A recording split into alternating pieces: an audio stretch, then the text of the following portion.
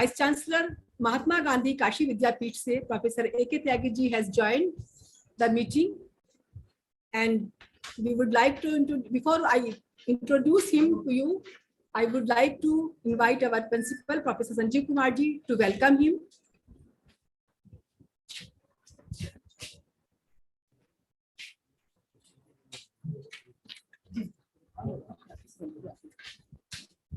Sir नमस्कार, आपका बहुत बहुत स्वागत है इस प्रोग्राम में। और मैं उम्मीद करता हूँ कि सर आपके जो सुझाव होंगे, जो आपकी बातें होंगी, जो सब चीजें होंगी, उनको हम सब ग्रहण करें और अपने जीवन में उनको स्वीकार करें।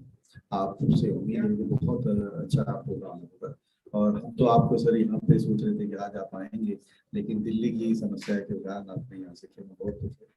लेकिन फिर भी आप वहीं से ही काशी विद्यापीठ में जहाँ से आप हैं वहाँ से ही अपनी दीजिए और अपने विचारों को रखिए।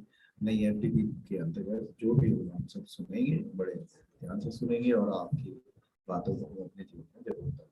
धन्यवाद।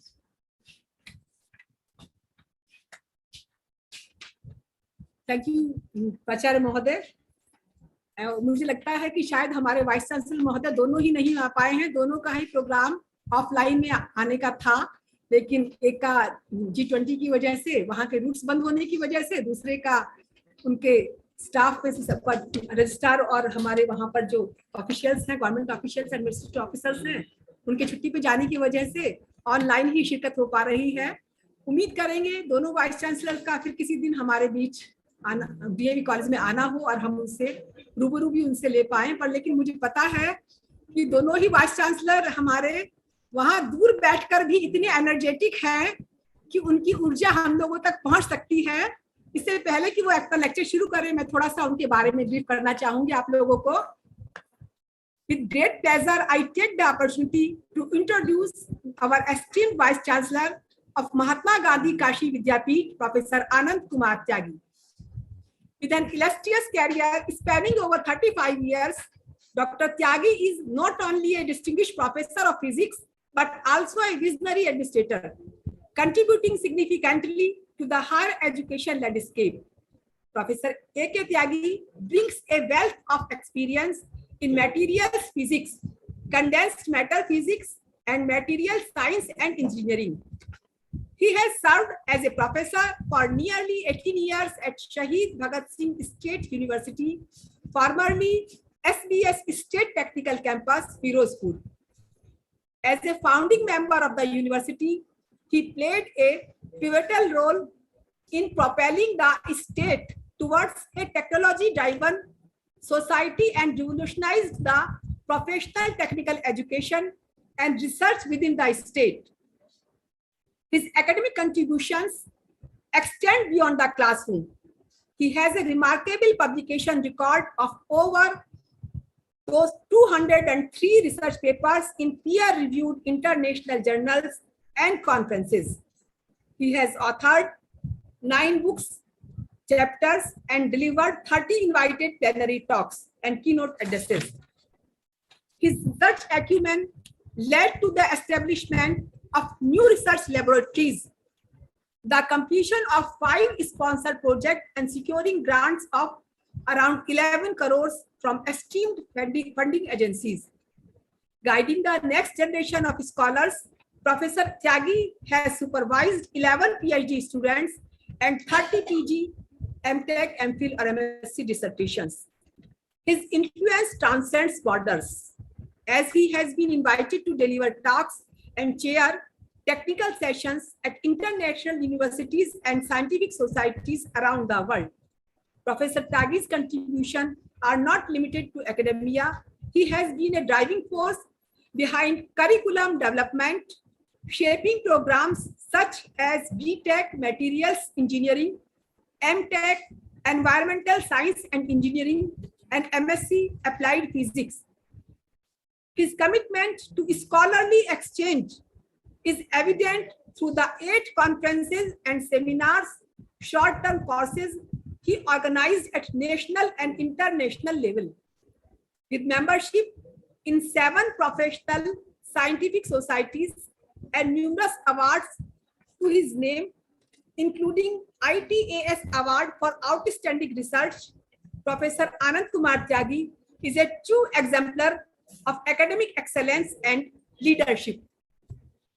Please join me in extending a warm welcome to Professor Tyagi, a visionary Vice Chancellor, for keynote address.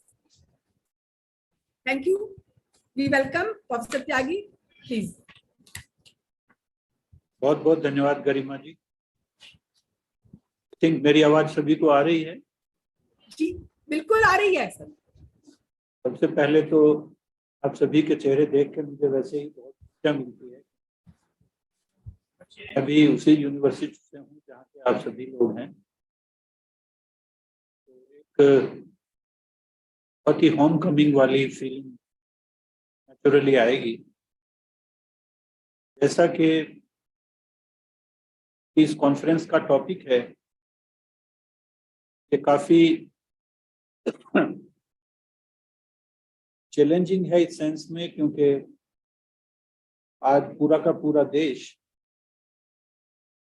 कहीं ना कहीं एजुकेशन सिस्टम को पूरा रिशेपिंग में बिजी है,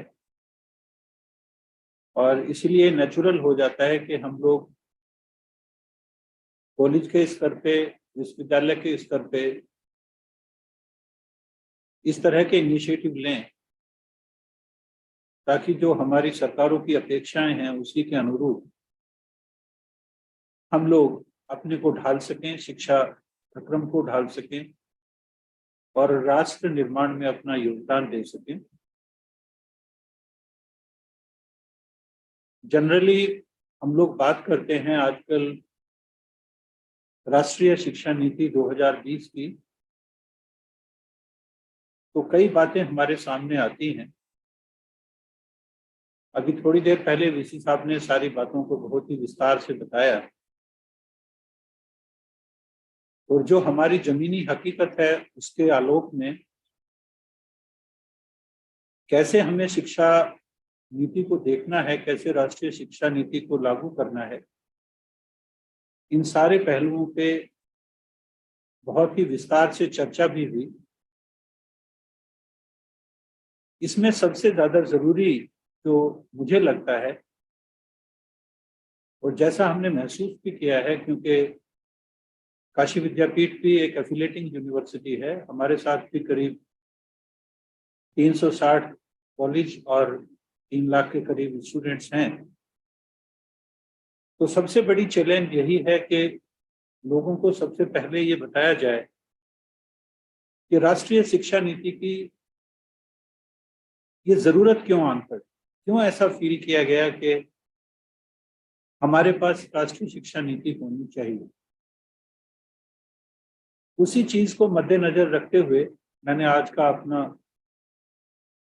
ये संप्रेषण प्लान किया है, और मुझे पूर्ण आशा है कि निस्संदेह वो बहुत सारे ऐसे पहलू जो हम लोग कई बार भूल जाते हैं, इस पर हम पूरी तवज्जो नहीं दे पाते, संभवतः उन सारी चीजों को हम ठीक से कुछ तुम कौन से नाम क्या है तुम्हारा ऊपर बात कर पाएंगे। आप सभी लोग से निवेदन है कि कृपया अपने माइक्स म्यूट कर लें, क्योंकि बीच में जो आवाजें आती हैं उनसे डिस्टरबेंस होता है। तो हम बात कर रहे थे कि ऐसी कौन सी जमीनी हकीकतें थी जिनकी वजह से ये महसूस किया गया कि राष्ट्रीय शिक्षा नीति हमारे पास होनी चाहिए। हम उसी के बारे में बात करेंगे। As far as the document of new education policy is concerned, I feel everybody of us has gone through it and we have read it many times. We are also aware that as to why we basically need it and as to what are the parameters which we should be seriously look into. Keeping that thing in mind, I have planned a presentation. I would like to share that, and then we will be proceeding further with this session.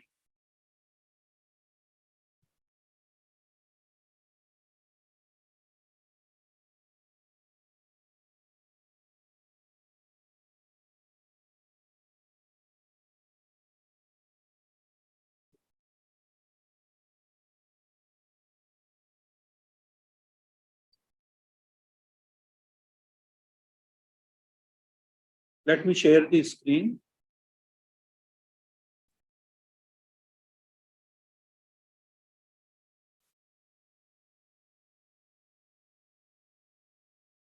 Is the screen visible now? Yes, sir. Yes, sir. Yes, sir.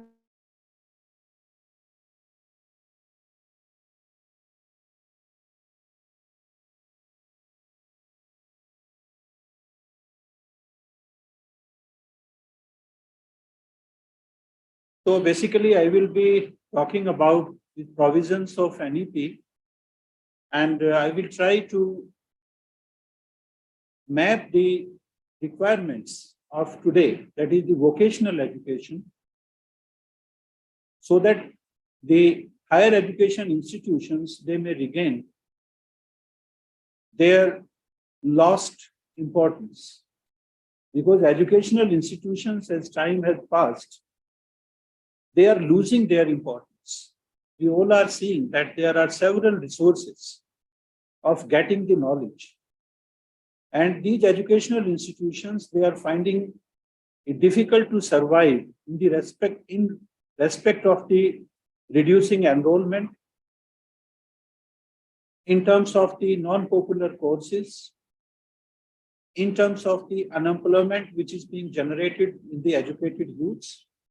So these are some of the basic parameters on which we have to seriously look into.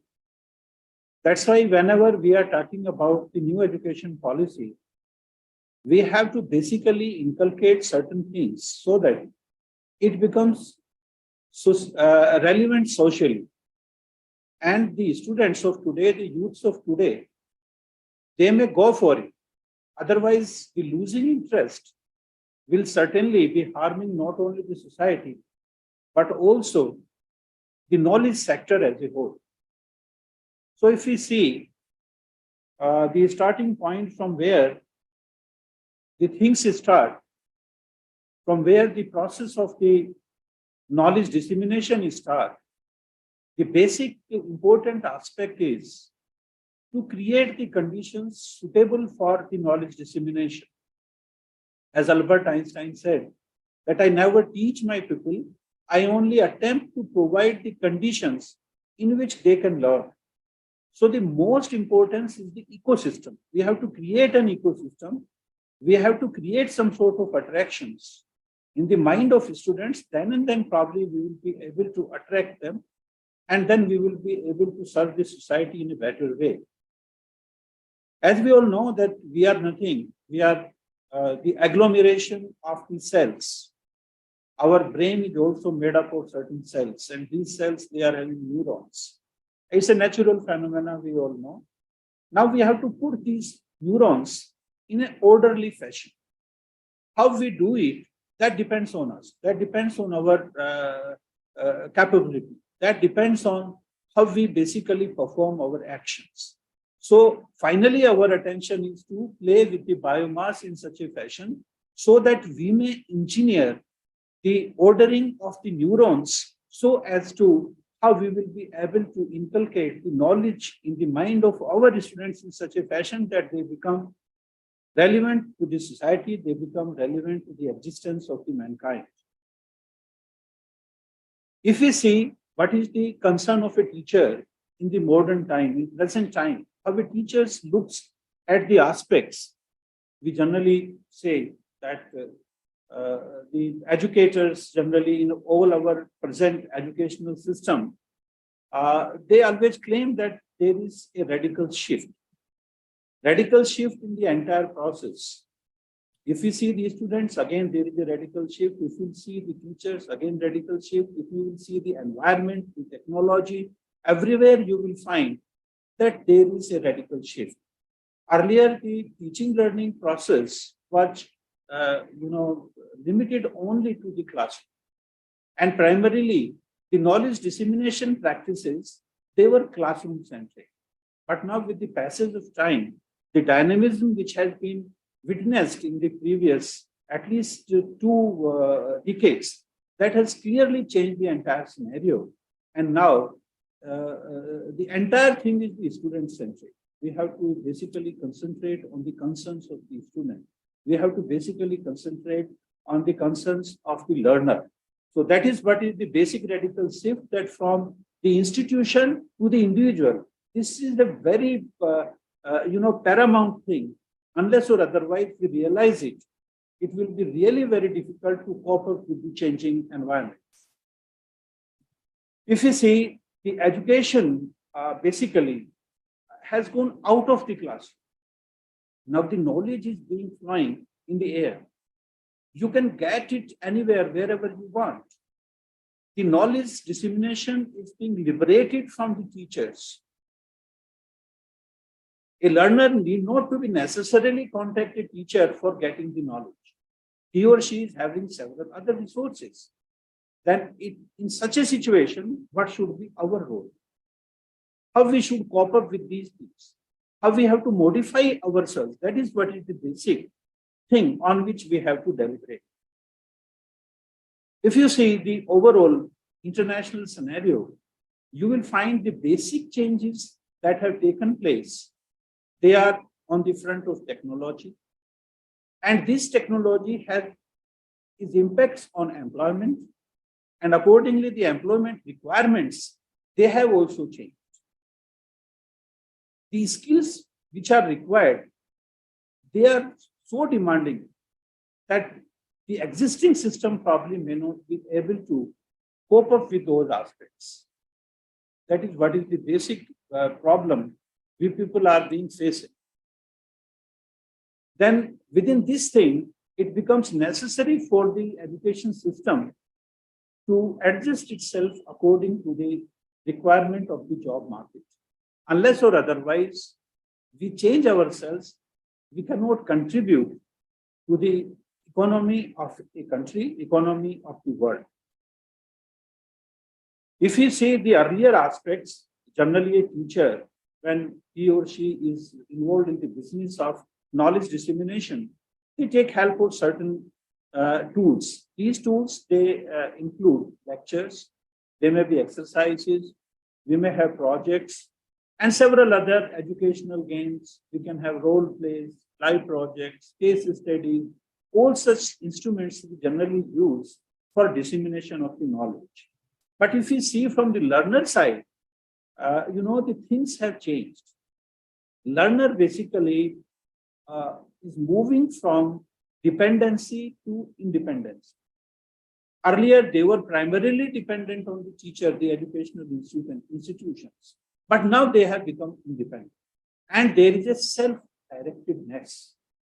This dynamic behavior from dependence to independence and then to the self-directedness has certainly posed certain problems to the education sector. They accumulate a reservoir of the experiences from various aspects. Earlier, all these experiences, all this knowledge that was there in the classroom only, but now they are having several other ways. They get knowledge from there. And their readiness to learn become increasingly associated with the developmental task of the societal goals. That is what is a radical shift which has taken place. In other words, the same statement we can say that the societal relevance is the boon of the today's education system. Unless or otherwise, the education is having societal relevance, it is of no use. So accordingly, we have to change all those aspects, things and other things. And now these curricular perspectives, which earlier, of course, were there only at a period of 2 years, 3 years, or 5 years, now it has moved into a immediacy. We have to change ourselves at every moment. The pace of the development is so high that unless or otherwise, we basically change ourselves at a great pace, we will be left behind. So in other words, basically from subject-centeredness to performance-centeredness, we have moved. We have to basically perform, then and then we will be able to exist. Otherwise, we will not be able to survive. So this change in the learner's behavior the change in the expectations of the learner. That is what is the basic challenge before the educators. Anyway, we all know that as far as the Indian philosophy, the highest education one, which does not merely give the information, but also make our lives in harmony with the existence. That is what is the basic thing is. Harmonious existence of human being on the planet is the primary objective of the education. Any information which ensures the sustainability of the mankind is basically which ensures the welfare of the mankind. That is only the knowledge. That is only the need of the hour. Otherwise, if we are having any information which cannot be used for the welfare of the humankind, that is of no use. That is of no use. Then what we should do, what should be our mandate, where we should rest, what we should plan, that is what is the open question before all of us.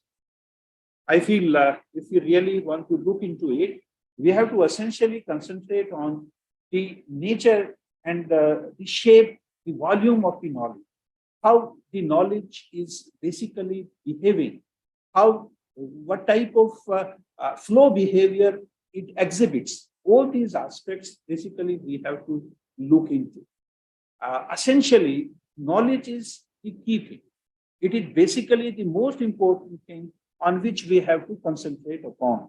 Whatever is going on, whatever is happening, whatever is going to happen, basically everything is being based on the knowledge. And knowledge, as I have already said, is not just the information.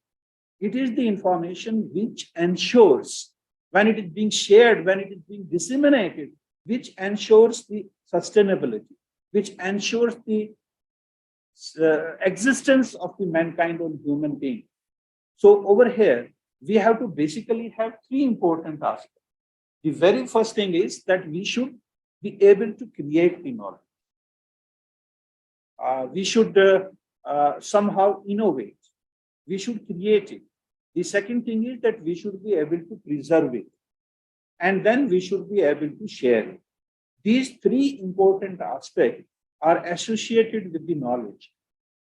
And unless or otherwise, we see all these three things in separate, it will be really very difficult to do justice with the knowledge dissemination process. We see our Indian system, the old one, it is very much clear that earlier all the three aspects, that is the generation of the knowledge, innovation, navachar, then preservation of the knowledge, that is the sanchay of the knowledge, and then prasar. All the three things, they used to be there in our Indian system simultaneously, especially in Guru Shishya Parampara. But now with the change time, these things, they have been made separate. Now you are having separate institutions to create the knowledge. You have got separate institutions for preservation of the knowledge. You have got separate institutions for the knowledge dissemination. Now this type of liberation of the three different dimensions of the knowledge from each other has certainly created an environment which has not been able to serve the society in a better fashion. So somehow we have to think of the integration, how to integrate all these things. We should develop the system, we should develop the university, we should develop the educational institutions which will be able to integrate all the three aspects simultaneously. The new education policy is basically a step towards that. That is what is the basic starting point from where we have to essentially see that all the three basic dimensions of the knowledge, they will be met at the single platform as it used to be there in our ancient time. Then in this regard, anyway, we should be able to see in the present time that the basic economic resource in the modern time, the means of production is no longer capital, nor natural resources, nor labor. It is only knowledge. That's what probably we might have seen in the modern time, especially after Second World War. We might have seen that there are countries which were not having any type of resource with them. They were not having any capital. They were not having any natural resource. Even after that, they became the leading countries in the first 30 years of their independence. What has made it? That is the power of the knowledge. Whereas there are other countries wherein natural resources are in abundance. Even the human power is also in abundance, but they were not able to perform that good. Then where is the problem? The only problem is that they were not able to utilize the knowledge in a better fashion. That is what was the basic problem which these nations they have faced. Nonaka, a Japanese philosopher, has clearly said that in an economy where the only certainty is uncertainty, the one sure source of the lasting competitive advantage is the knowledge. That is the only thing which can save us, which can save a nation, which can save the world. So anyway, if we really want to use it, if we really want to develop this knowledge in order to ensure the sustainability, then we have to basically concentrate on certain organizations which are busy in the business of knowledge. And their performance, their brilliance will certainly be mapped. Unless or otherwise we are able to do so, we will not be able to do justice with these aspects. Sorry, I will take 2 minutes if you permit. Madam, time लगेगा.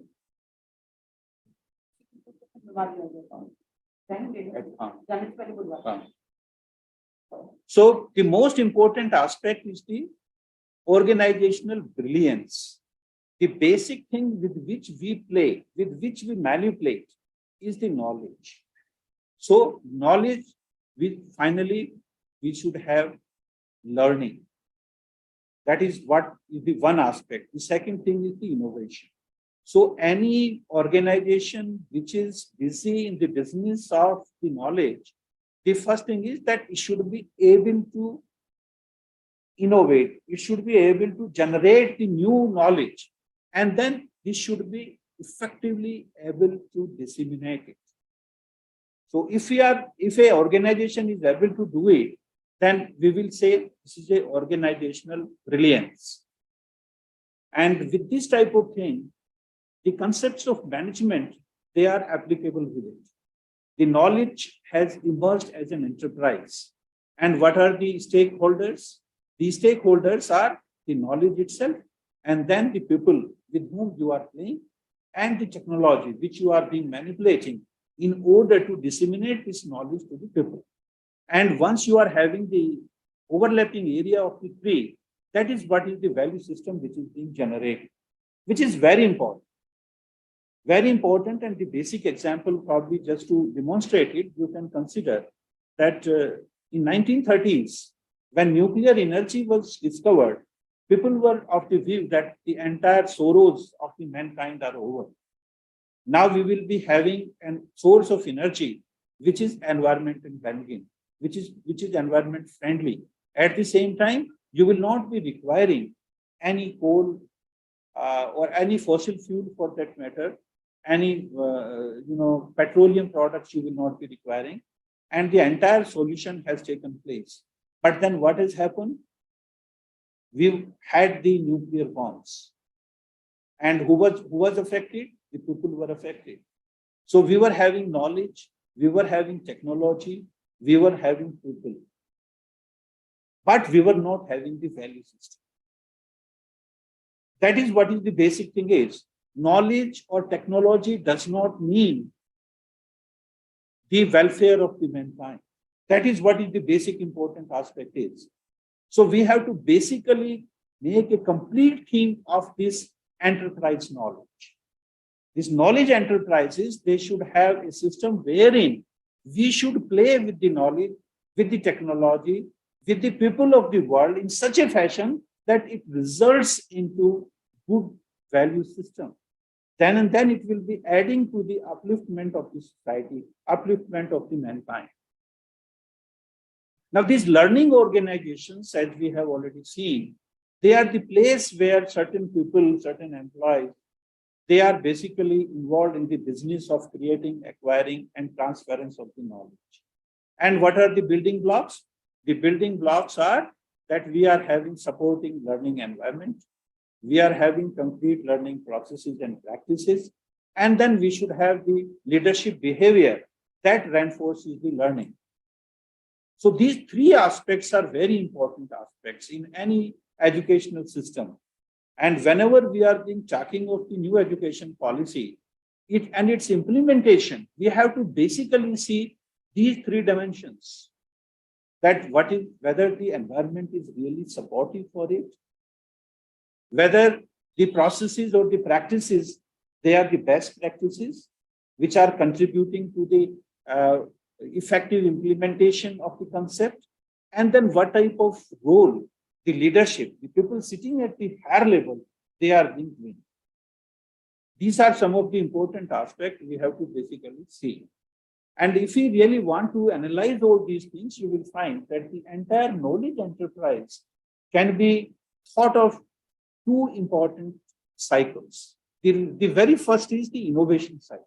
Innovation means where the products, where the things, they are being innovated, they are being discovered.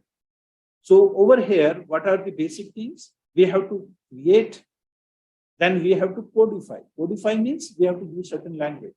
This language can be a computer language, this can be a regional language, it can be English, or for that matter, any other thing.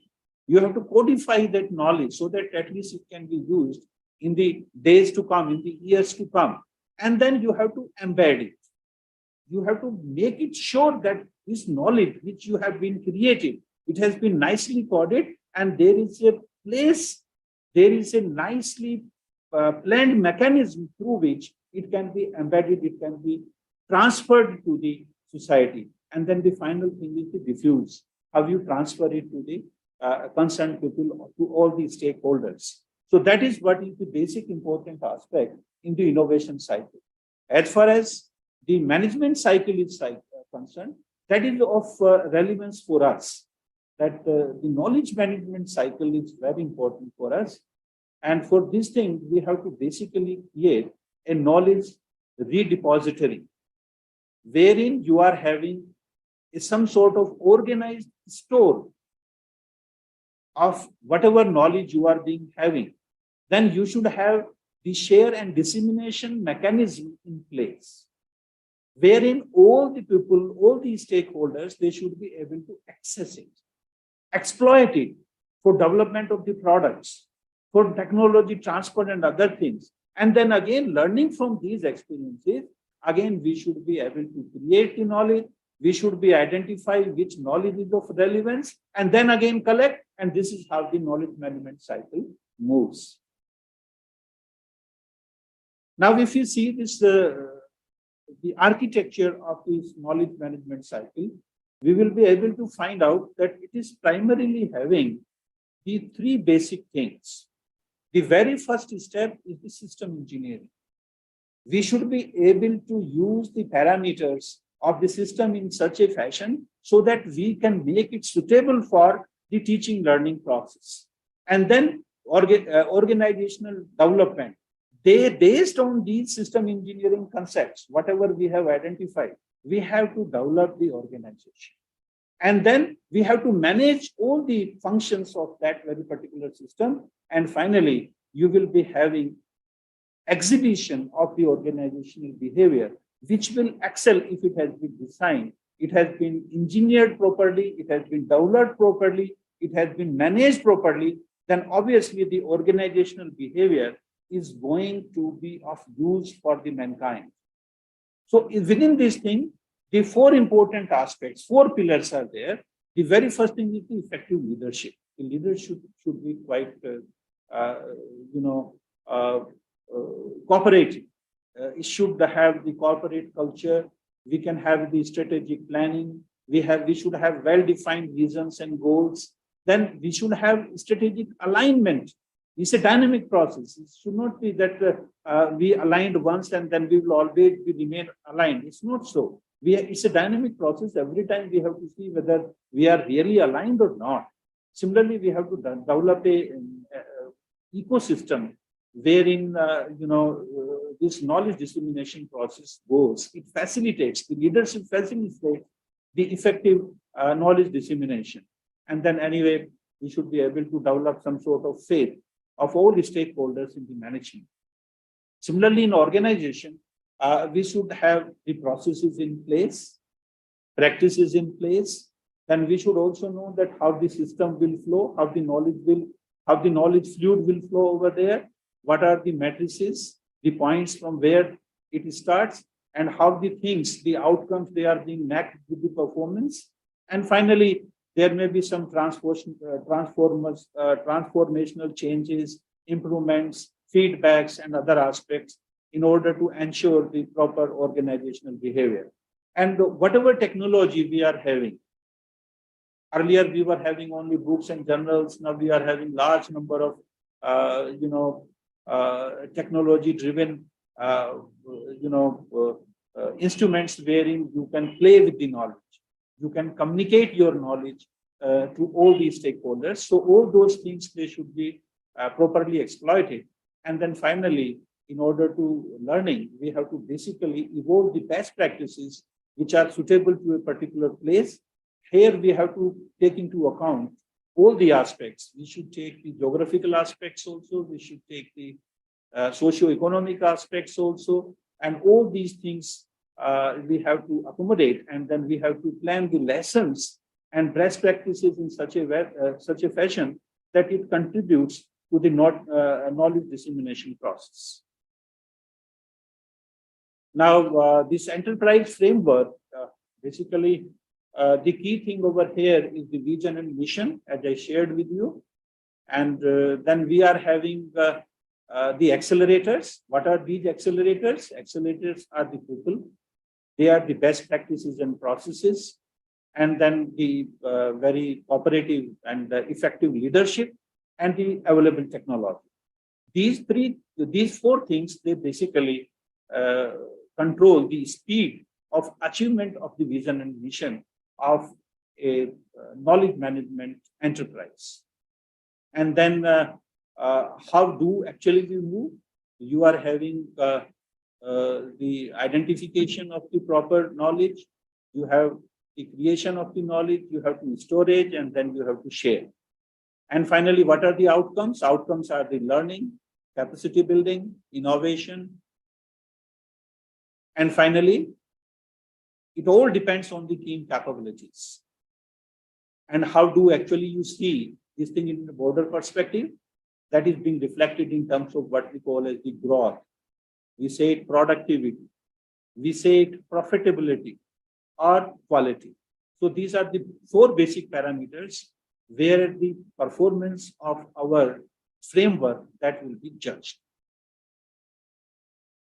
So what should be there in a very good institutions which should be able to contribute to the higher academic goals?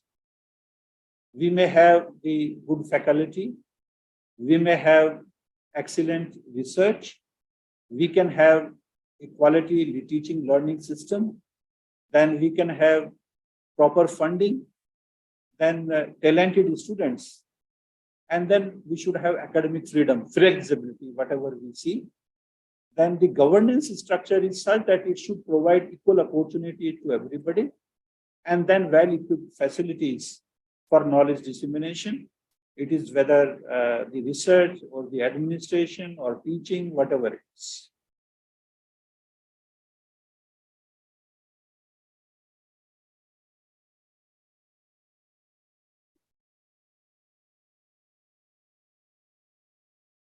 I don't know. The presentation is not working.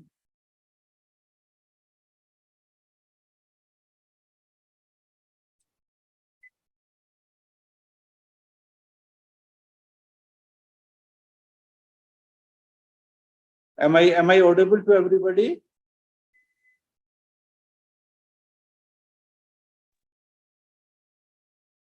Am I audible? Yes, sir. Yes, sir. Slide is not moving. What has happened?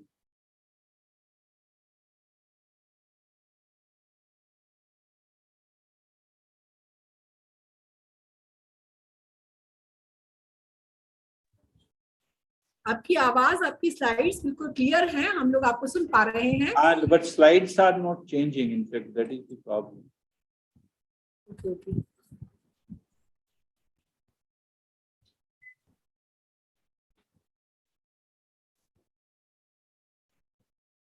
Yeah. Now it's all right. Am I audible now? बिल्कुल. Sure, sir.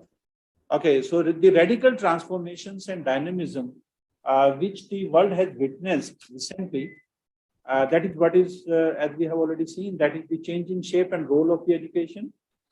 Then you are having worldwide transformation in the education system. Several innovations and several experiments, they have been done across the globe. And then you are having dynamism. Then assessment methodologies, that is also one aspect. And then finally, you are having some new basic things which are associated with the assessment, which are associated with the knowledge dissemination methodology, accreditation, and other things. So we will be talking a bit about them, and then we will see. So the assessment methodology, basically, which is prevalent in these days, and which is basically the part of the new education policy, is the outcome-based system. Earlier, what we used to have, we were having the subject-centered, teaching learning process, but now the things have changed. Now the outcome of the education is to be judged. So in outcome-based education, the basic concept comes from that the changing to an outcome-based curriculum requires vision, leadership, and commitment of the large number of the faculties. And this curriculum is generally embedded with the general acceptance, more work, and it should be fine-tuned curriculum from time to time. And of course, it's a bit complex process, but still, we have to go for it if we really want international competitiveness. So what we generally do over here, that for each program, like BA, MA, and other things, you are having certain program objectives.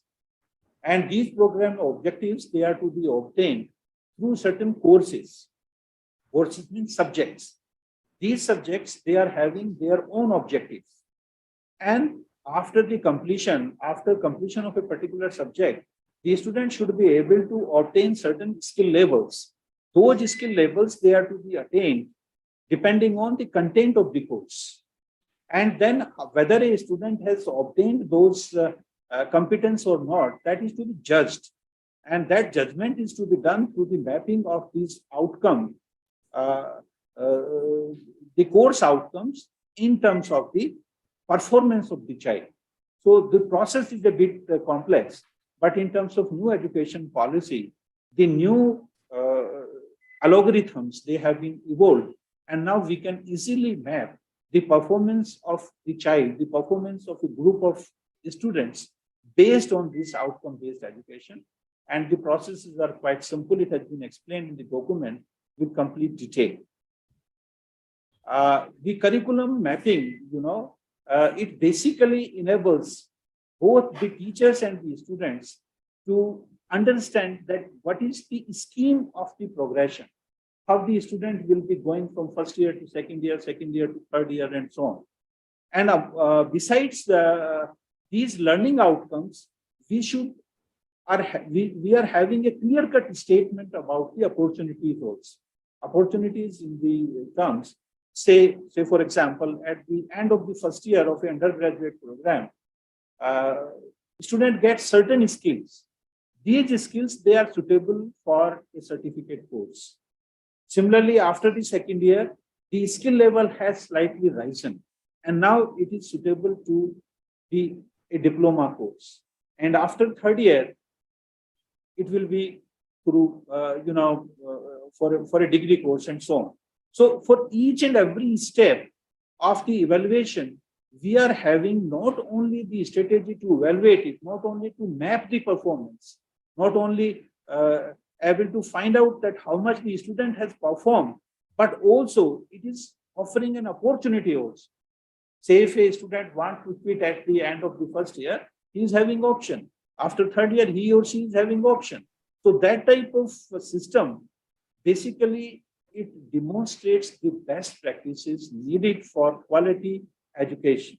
And it also addresses the problem of the dropouts.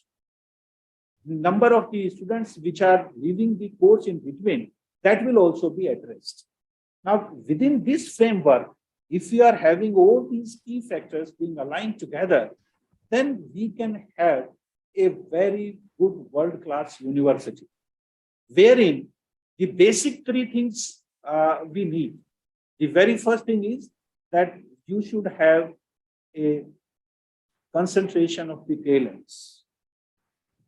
If we are being following those aspects, outcome-based things, so the very first thing which you will attain will be the concentration of the talent. This talent will be in terms of the students, teaching, research, and internationalization. We all know that some of the good institutions, they have excelled in this area. You will find that where there are good teachers, there are good students also. And the future good students, they are attracted towards those institutions only. They are not going to the other institutions which have proved otherwise. So that is what the basic thing is, that once you are being following that proper management of the knowledge, then concentration of the talent is bound to take place. And that is what is being exhibited in good quality institutions like IITs and IIMs. And even some private institutions, they have performed very well. The second important aspect is that abundance of resources. You will be having large number of resources. They may be the public funding, government funding, endowment funding, tuition fees, research grants, and other things. And you just see, wherever the concentration of the talent has taken place, this abundance of resources will also go over their own. That is what is the basic thing is. But for all those things, the favorable governance is the paramount thing. It should be there.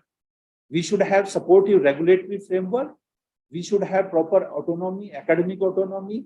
Then the leadership team, strategic vision, and culture of excellence, wherein the performance are being rewarded.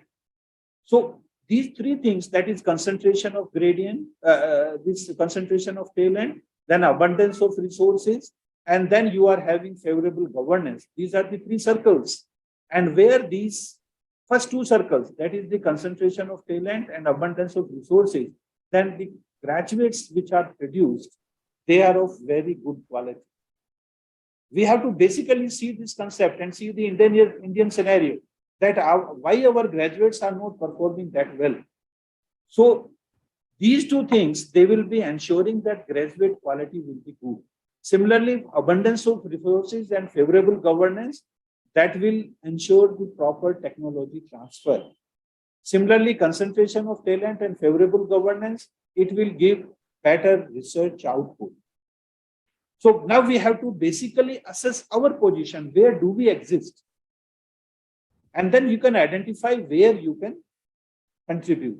Now, if you will see all the three things, good graduates, we are capable of transferring the technology, we are having good research output, and the overlapping area of the world-class university. If you are able to do all these things, then you will become a highly performing educational institution. These are the academic resources we generally have. Academic resources, they can be infrastructure, you can have human resource, you can have practice laboratories, or you can have information infrastructure. The ICT infrastructure, we all know. This is the high sounding word, everybody is talking about it. Human resource, you are having the visionary leadership, you can have good quality researchers, we are having talented students, administrators, and so on. Similarly, laboratories, they are the computing facilities, the instrumental facilities, the analytical equipments, and other things. And we have to basically take into account the inclusive concept. We have to identify all sections of the society, whether they are the downtrodden ones, whether they are the specially able students, and so on. Every class has to be addressed. And similarly, the information resources, they can be the library, they can be the scholarly literature, databases, depositories, and other things. So all these aspects we have to basically see. Now let us see, where do we actually stand? Where we are. If we are looking at all these aspects, that those things, they should be there, but where do we actually exist?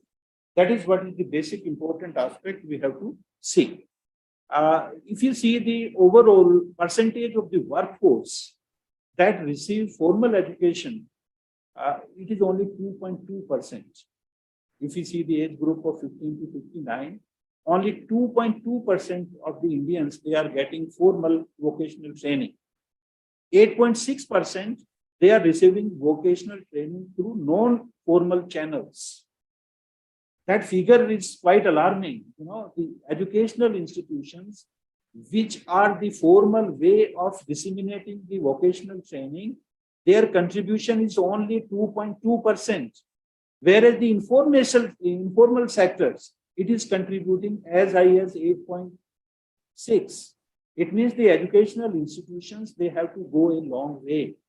They are not able to compete even with the informal sector by now. So there is a long road we have to move basically.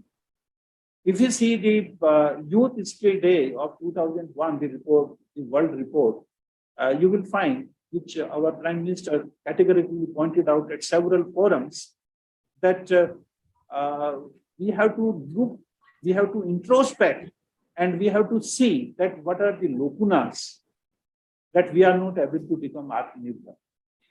And based on those aspects only, the concept of Atmanirbhar Bharat that came forward. And Prime Minister clearly pointed out that in today's world, only those individuals and countries would grow which are having skills. So skill is the key factor in the modern time. Our education has to be skilled. We should have component associated with the skill, then and then probably it will be having the societal relevance. India is forecast to become the world's biggest producer of graduates. We are producing more number of students, but at the same time, there is an alarming shortfall of the vocational skills. They are not employable. The population of the labor workforce is growing at the rate of 32% in the next 2 decades, with tens of millions of more youth needing to find out jobs. So that is what is the situation is alarming. 10 millions of more youths will be requiring job opportunities. But the present only 2.3% of the workforce, 2.3% of the workforce is having formal skill training. Whereas if you see the other countries like Germany, there 80% of the people, they are having the vocational training. That is sufficient, I feel. We are able to find out where is the problem. We are producing the number of graduates very high, but at the same time, the useful graduates are only 2.3%. Whereas in developed countries, the percentage of the useful graduates is 80% of this order. So if we really want to have sustainable growth, then we have to concentrate on vocational education. And the employment switches from agriculture to other sectors. That is the another alarming factor. The people below the poverty line, majority of them, they are from the agriculture sector. And it has been envisaged that if you really want a growth, then you have to basically shift this manpower from agriculture sector to the other sectors which ensure better growth, like construction, motor industry. So more and more workers in the rural areas especially, they should be given the vocational training so that at least they switch over from agriculture to other sectors and we can ensure better growth. Another important aspect is the mindset, which is having its origin in our social system. Over here, what is the important aspect? That we feel that the people, those who are working on vocational front, they are inferior, they are less status people as compared to those who are serving in universities or in the formal sectors. So that thing has also a very, deep-rooted concept. So that social mindset is also to be changed. We have to give a perception to the society that the people, those who are working in the vocational sector, they are also equally contributing to the national growth. If you see the workforce received formal vocational training in different countries, in India we have 2.3, whereas if you see a country like South Korea, almost everybody is having a vocational training. Then what are the challenges we people are facing? First of all, we have to basically see that what type of skills do we actually need. The three types of basic skills they have been identified. The first thing is the foundational skills. Foundational skills, they include the basic and higher cognitive skills. You are having social behavior. You are having technical and vocational skills. These are the three basic aspects. The second category of skill is the employability skill. It is clear from the plot that in employability skill, the technical and vocational component is fairly large. The three basic components, roughly 30% is the basic and higher cognitive skills, 30% are the social and behavioral skills, whereas almost 40% are the technical and vocational skills. If we really want to increase the employability of our graduates, then we have to basically concentrate on technical and vocational skills. The another important aspect also is there, that is the entrepreneurial skills.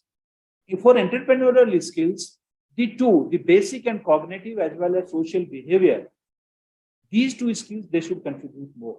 Over here, roughly 30% are the basic and higher cognitive skills, roughly 20% are the technical and vocational skills, whereas the 40% is social and behavioral skills. So we have to take into account this skill mapping if we really want to do justice with our present educational system. If we want people just the fundamental skills, which is prevalent in the modern time, so it is obviously lacking in two. It is lacking in technical and vocational skill. It is lacking in social and behavioral skill. So these are the two important aspects where we have to concentrate upon. If you see the data of the National Committee for Integration of Vocational Education of 2018, you will be able to, you will be surprised to see that roughly 468 million people in its workforce, around 92% of them are working in the informal sector. Around 31% are illiterate. Only 13% have a primary education, and only 6% were the college graduates. Again, see the data. Only 6% is the contribution from the colleges and the good institutions. Primary education is contributing more. School education is contributing more. Illiterate are further more.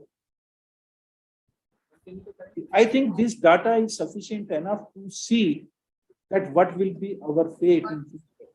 Unless or otherwise we address these problems, we will be perished. I will not hesitate in saying. We will be talking very high. Many people will be saying many things. But unless or otherwise we plan meticulously, we are bound to perish. Just see, illiterate is 31% and the educated are only 6%. And if we are not able to change ourselves, this 6% will be 2% and finally it will go. These are some of the gaps on which we have to seriously work upon. We teachers, the administrators of the educational institutions have to seriously think upon it. Merely creating the infrastructure, merely recruitment of the faculty is not sufficient, is not going to help us anymore, unless or otherwise we make proper policies, we make proper curriculum, we include the vocational training in our curriculum everywhere. If we are failing in this aspect, then obviously the days are only counted days are there. We will perish. We have to basically see these aspects more seriously. What are the reasons lagging behind the vocational education? Very small number of students receive vocational education because vocational education has in past focused only on the school level. After 10th, you are having IIT, ITI. There only you are having certificates. But after graduation, we are having very few. After +2, you are having engineering. But what is after graduation? The vacuum. That is what is the basic problem. That in graduation, we don't have anything which is called vocational or technical. That is what is the basic problem. The second aspect is that once the students are passing with vocational subjects, often they did not have well-defined pathways. There also we create the confusion. Once we are creating engineering graduates, science graduates or CAs, there also we are creating problems. We are not having well-defined pathways. So which side they should go? So in higher education, we have to basically address this problem very seriously. And that is what is the first primary thing the new education policy has done. It has found out various ways and means. If a student fails to continue in second year, he or she will be given something. After he or she fails in second year, he or she will be given something else. So that way, we have to basically concentrate on all these aspects. The third important aspect where we are missing is that we have not included the private players, the industry in the vocational training. We have not included even NGO in the vocational education. So that is a open thing. And unless or otherwise we go for it, it will be really very difficult to cope up with the challenge. The vocational education is perceived, that is the another aspect, inferior to the mainstream education. Even today, parents want, if you are doing MA, BA, MSc, BSc, they feel that you are very good.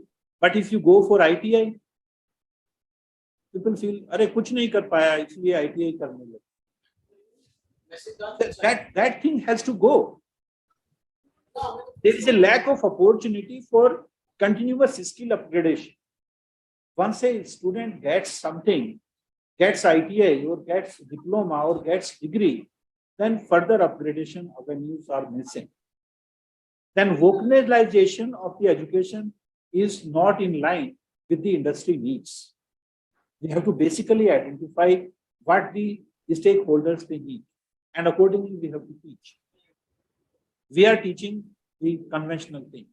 We are not bothered about what industry needs. That is the another important aspect. There was no clear provision of certificates and degrees for unorganized informal sectors.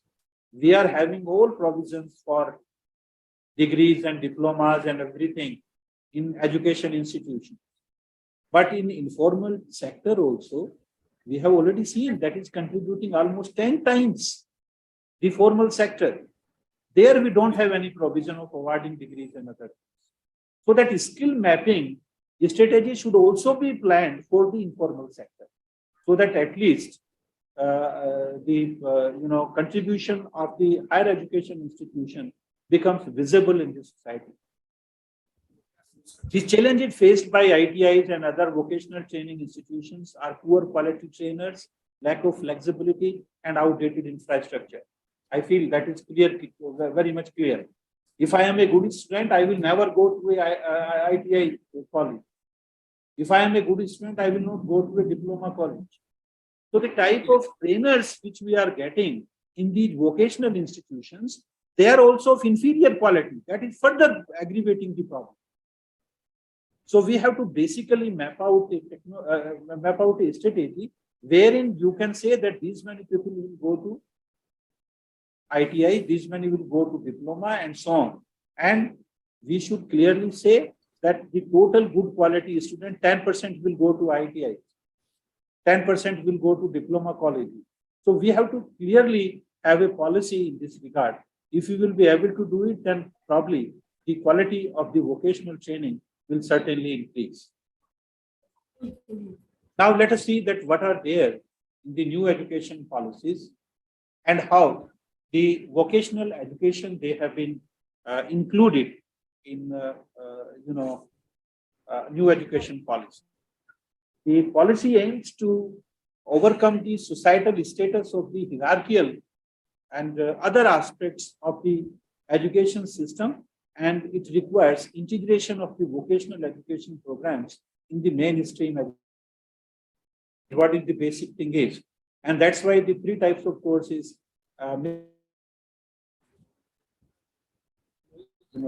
plan, and you are having a very clear-cut stated policy that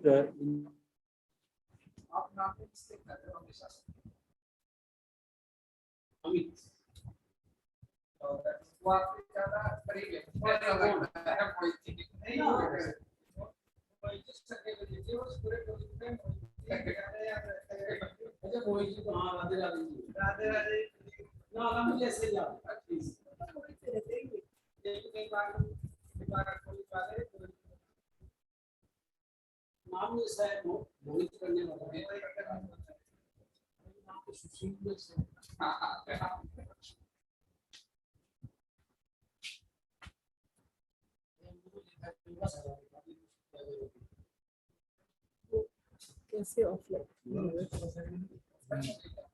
ऐसा लग रहा है हमारे पास सभी subjects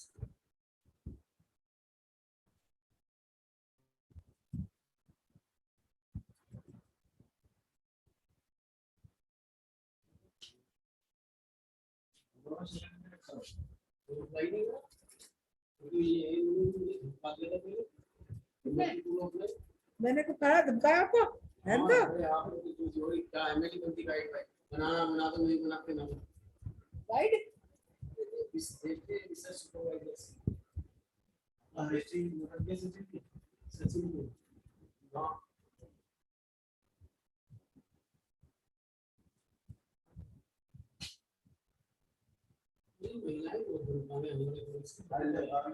आप लोगों ने सशक्त कर रखा हमें चावल लाइट क्यों खराब हुआ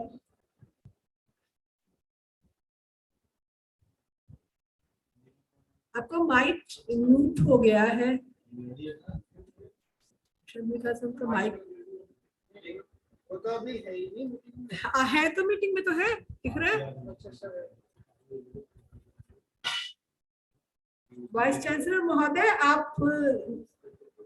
आपका वीडियो स्टिल है और ऑडियो म्यूट है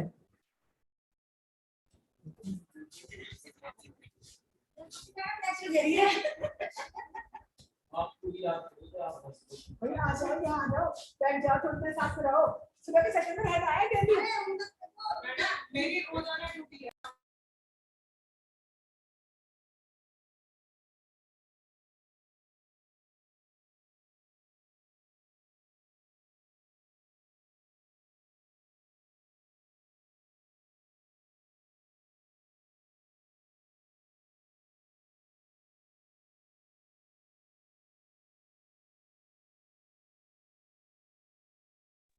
hello.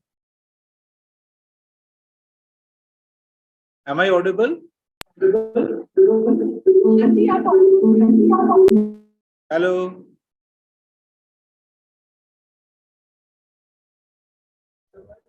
हाँ, आप ऑडिबल हैं हमें?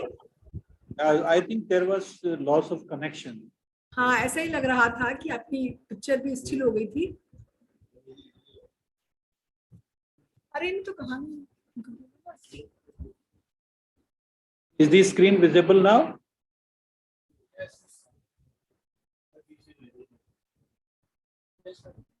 Is the screen visible? Yes, sir. Yes, sir.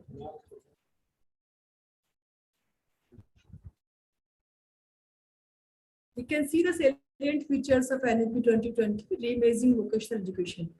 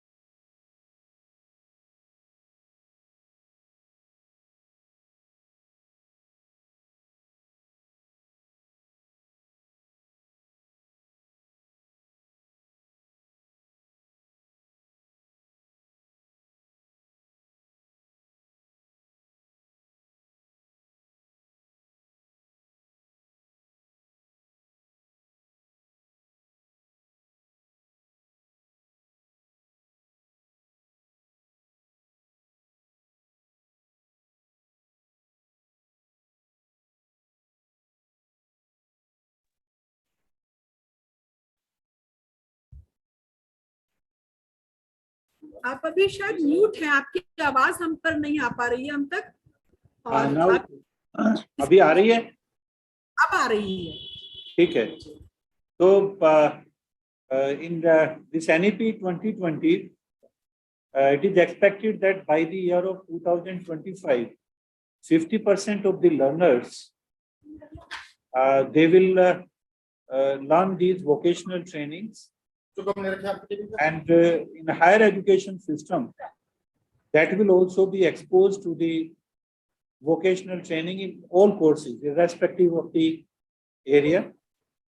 And the vocational exposure will be started at the middle and the secondary school level, and it will be smoothly integrated in the higher education,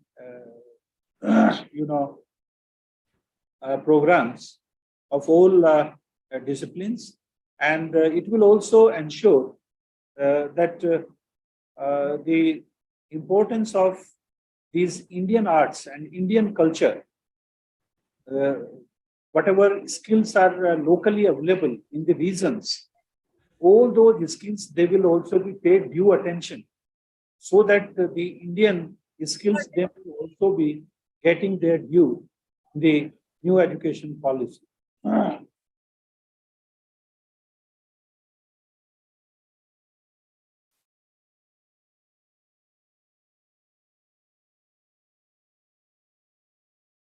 अभी ये आगे नहीं चल रहा है presentation.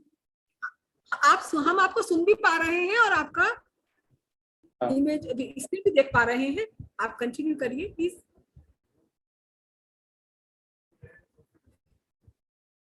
So this Lok Vidya concept, which is there, that will be a clear-cut integration of the vocational education with the existing programs. Then Indian standards will be aligned with the international standards for classification of occupants maintained in the International Labour Organization. So that is the another important aspect we will be having.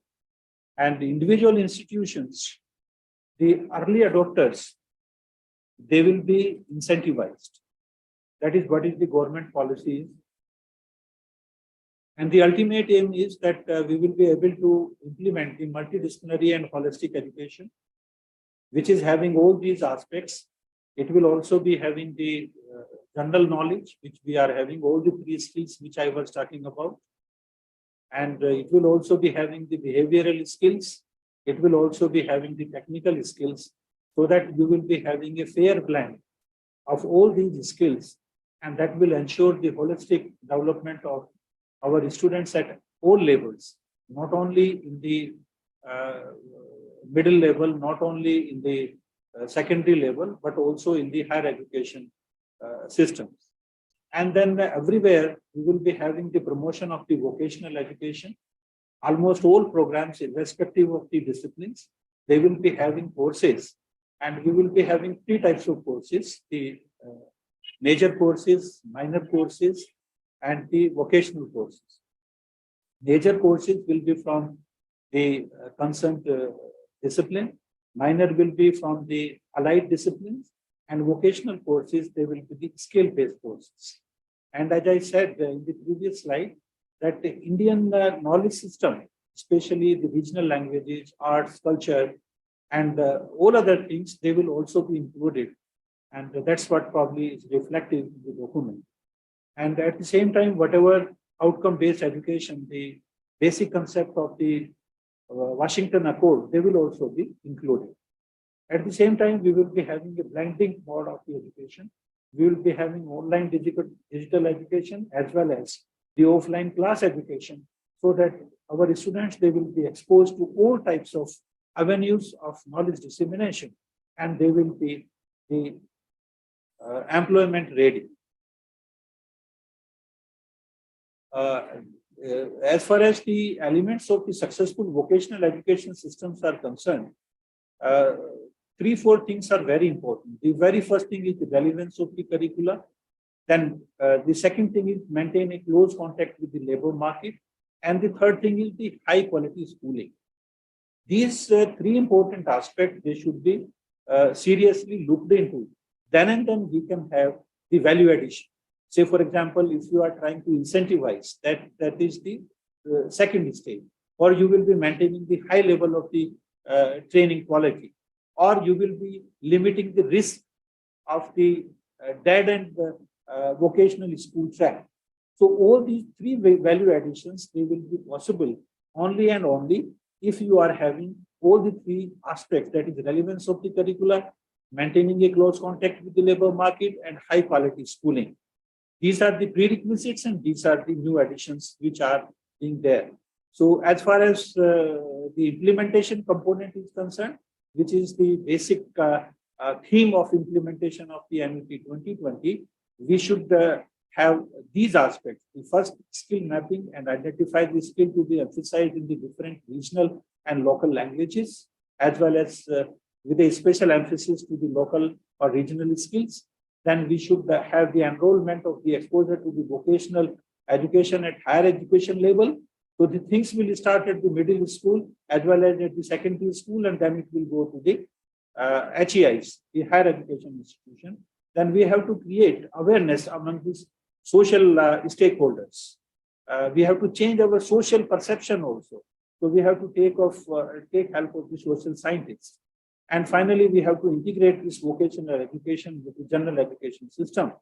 And if we are able to do it, then anyway, we will be having a strategy to enhance the capacity of not only the teachers, but also of the engineering, also of the passing out graduates.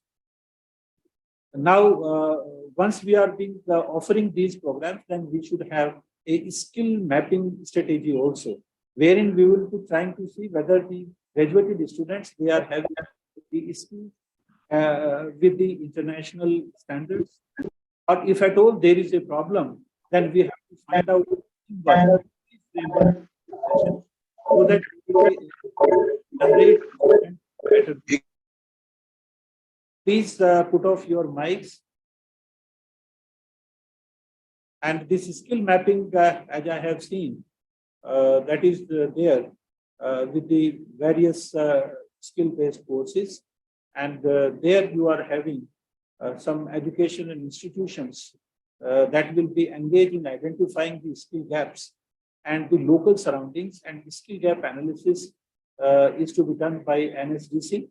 And finally, the curriculum of the institutions that will be based not only on the national status, but also it will be including the regional component. It will also be including the state component. And finally, you will be having the education which will be of great societal relevance. So these are some of the basic things which we have to have if we really want to do justice with the implementation of the new education policy. I will be passing through it rapidly. And I thank the organizers to give me an opportunity, especially to identify some of the basic aspects which we essentially require in order to understand the basic concept of the new education policy. Unless or otherwise, we see from where these concepts they have been originated, it will be very difficult to identify that the education policy is being implemented in the real sense. The important aspect probably every educator has to understand. I underline some of the important aspects which everybody should take care of while deciding anything as far as the development of the curriculum is concerned, as far as the development of the laboratory is being concerned, as far as establishment of a new educational institution are concerned. The very first thing is that we have to work in line with the international standards. We have to see that how all the four basic pillars which we have talked about, they are to be addressed in a proper way. We need infrastructure, we need good human resource, we also need good technology, and at the same time, we also need a positive governance. If all these four things, they will work simultaneously in coherence, then obviously we will be able to implement the new education policy in a better fashion. One more important aspect I would like to share with all the teachers who have joined this program, and that is that we have to create awareness among all the the stakeholders, not only the students, but also the teachers, but also the potential employers. Everywhere we have to create awareness. The third important aspect which we should talk about, that is the problem faced by the affiliated colleges. That how the colleges, they will be countering the effects of introduction of new courses, especially the vocational courses, from where the teachers will come. If at all teachers are there, how they will be trained. So for that thing, we have to make a strategy. What we usually can do, unless or otherwise you are having the trained teachers in the main fold, we can hire the teachers from the local vicinity. Because that aspect has already been done by launch of the various posts by UGC. You are having the professors in various designations. Besides the regular professors, you have 3-4 modes of professor recruitment. Those professors, they can be recruited. Even people from the industry, even people from the social sector, they can also be recruited in the main fold, and they can be used as faculty for teaching, especially the vocational courses. So if you will be open-minded, but at the same time, the governments have also to plan. Because if you are talking about the aided colleges, they don't have extra funds. So there should be a flexibility in sanctioning of the post also. If the college want to hire a faculty, which is there, which is very much essential for introduction of a particular vocational course, then the liberty should be granted. Financing should be provided. So these are some of the challenges the education system is facing. But at the same time, if we are not able to get these things immediately, then at least whatever is available, we should try to use that thing at its best and try to implement the policy in the real sense. At least we will be creating an environment wherein our students, our society, our potential employers, they will be in a mindset and they will be able to appreciate that what is the importance of the new education policy. At the same time, an environment will be created for further betterment on this front. I thank everybody, those who listened very patiently. Of course, there were certain interruptions in between, but at the same time, overall, it was a very good experience.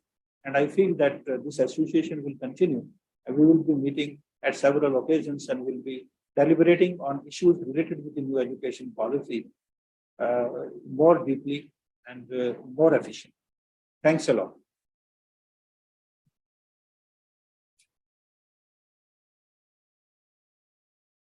आपका आवाज नहीं आ रहा है madam. गरिमा जी, आपका आवाज नहीं आ रहा है। Thank you, sir. You have, in the elaborated form, you have put your views about the NEP, and it's great pleasure to hear you. And we can say that the learner-centric and the beyond the classroom, these are the key points of the NEP. But you have introduced that on the foundation of multiple disciplines, the knowledge management is necessary with the 4 pillars of leadership, organization, technology, and learning. The radical transformations and diamonds in education scenario, that is mandatory, I think, not the compulsory only. And for the impact of the vocational education may be seen in the long run. It will take some time because it will provide the outcome when introduced at the 10+2 level also. And it will, the one more thing important you have said, that the liberty, flexibility, and the finance that must be given for the faculty, and their dynamics, specially जो dynamics की बात आप कर रहे हैं, शायद मुझे लगता है सबसे बड़ी परेशानी या सबसे बड़ा चैलेंज हमारा यही है कि because the inertia that is hindering to go in the dynamic mode, so that as soon as the inertia will be, the obstacle of the inertia will be removed, we will become dynamic to achieve the goals we have set till 25 or 20 or the 2030. Thank you very much, Professor Sahab. We are enlightened with your views. It was a very nice arrange, and you have addressed us with very clearly with the very clear vision. The clarity of that lecture is appreciable. Thank you very much, sir. Thank you very much. Now I will leave. I will take from you. Yes, sir. Thank you, sir. Thank you. For all the participants, this is to inform that this session is over here now. We will again join at 2 p.m. It is mandatory from EICT because due to the lack of time and the EICT in charge professor could not join in this session, but it has been written in their guidelines that the presence either in the online mode or the offline mode is necessary. So I could not tell you the guidelines because I was thinking that he himself will tell you the things, but it is the guidelines for the certificate that all of the participants must be present either online or offline. So please ensure your presence in any of the mode. When our offline session will run, the participants should be present there in the venue, SP hall. And if the speaker is online, then all of you may attend it online mode. Thank you very much. We will meet again at 2 p.m. Thank you. The same link will work for the next session too.